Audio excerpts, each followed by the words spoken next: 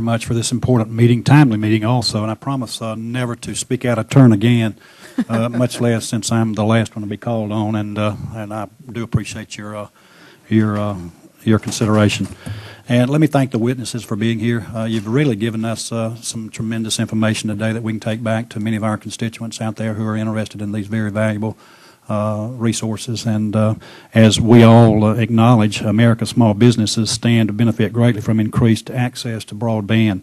We know that while dial-up internet services can provide some of the same applications and services, broadband services permit faster downloading and unloading of bandwidth-rich applications, video, music, pictures, and data. And as producers or consumers of these services and applications, small businesses stand to benefit from broadband deployment and its use. One project, one particular project in my district does exactly do what you say, Mr. Strickland, and that is forge a relationship and a partnership between several different entities out there.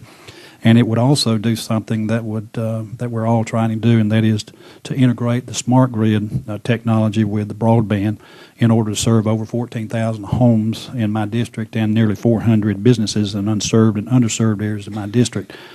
I applaud these projects and this project specifically and others, and would ask that you seriously consider those applications or these applications or all these applications in awarding any of these resources to these particular areas.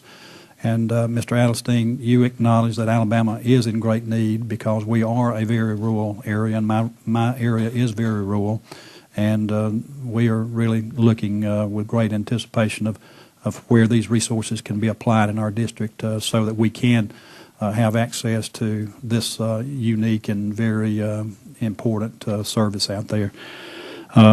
Broadband development would be particularly beneficial in small businesses in my state, in Alabama. A large number of small businesses in my district operate in rural areas, and studies indicate that this puts them at a further disadvantage when it comes to competing with other businesses out there.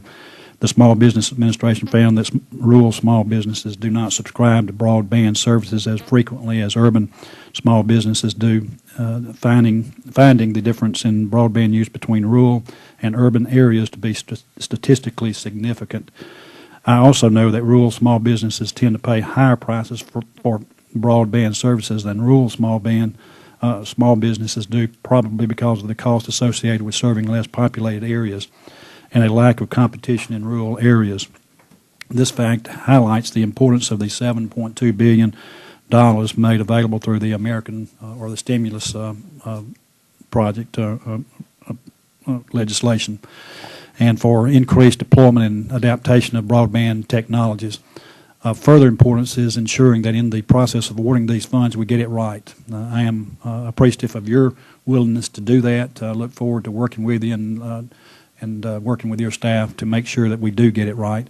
I will, at this point in time, many of my questions have already been asked and you've answered them.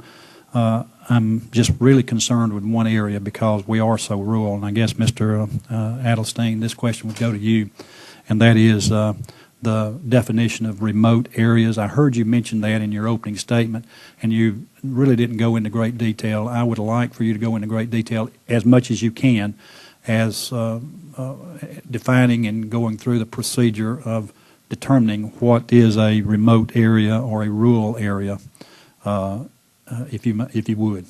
Well, in the first round, we defined remote, which we focused all of the grant funds on as being 50 miles away from a town of 20,000 or an urbanized area of 50,000 or more, and it was a 50-mile circle around them, which some have complained excluded too many communities, and we understand those concerns that have been raised, and we're really reconsidering whether that's the right way to go forward in the second round. We understand that a number of communities were excluded that, in fact, have very high costs of providing service that are truly underserved or unserved, and so we're looking at how we can alter that definition. We'd certainly welcome your input on how best to define that going forward.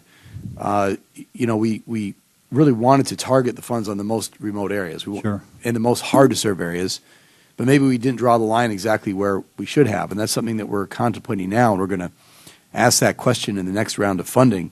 where should we go? How should we define this? What are the other factors? Do you intend to withdraw or remove that to definition at all at this point in time in the new or the next round? We're completely open to changing it. Okay. I think we're finding that there are challenges associated with that we hadn't fully anticipated, and we are doing a top-to-bottom review of whether or not it's a good idea to change that, and if so, how? What are the other factors we might look at besides simply distance from an urbanized area? So we are open to change and really welcoming all comments on that in the next week or two through our RFI to figure out how we address that going forward. Okay, thank you very much. My time has expired, and I turn it back over to the chair.